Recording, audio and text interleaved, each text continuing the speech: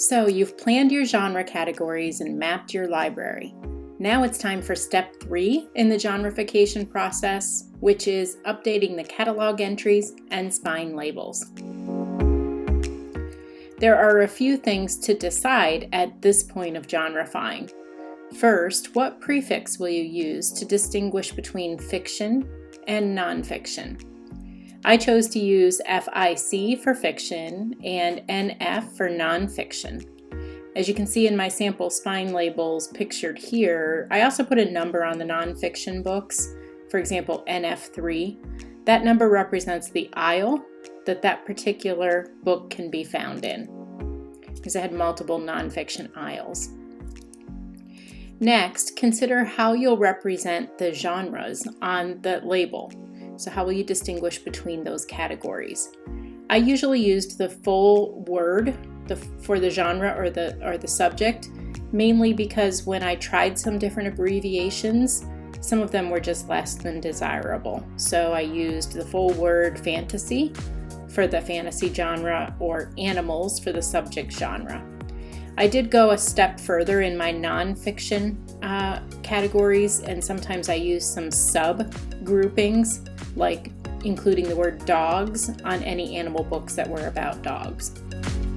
Lastly, think about how you'll represent the author of the book. I went with just the first letter of the author's last name, but you could go further with a few more letters. Once you've decided on how you want the information to appear on those labels, you can edit the catalog entry for the book to match. I found that the easiest way to do this in my situation was to use the batch update feature in my Follett Destiny catalog software. I could determine the prefix for an entire genre in this top box here. So for example, in my humor section, I could plan my humor prefix.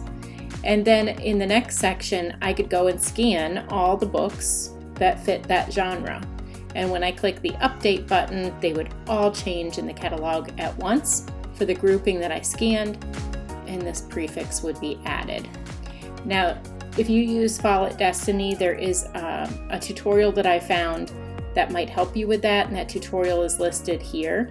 I'll also include it in the micro course about this. At the very end, there's an extensions page with additional links.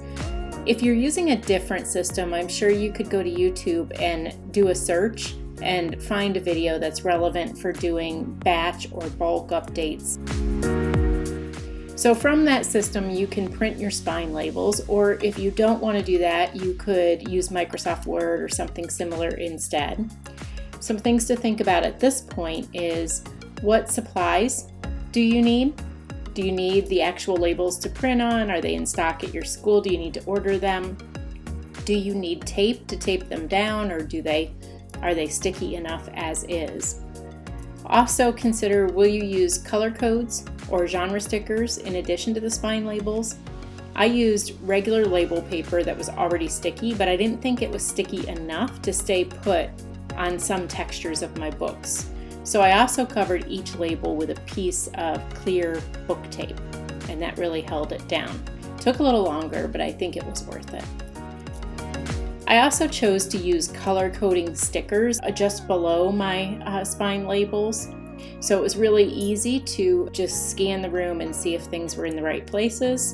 And it also added a little bit of life to the library. All these different colors on the books really added some life. So really, there are 3 things for you to do for this third step of genreification. And those tasks are to decide on how you want to present the call numbers, edit the entries in your digital catalog, and then create the actual sticker labels that will go on your books.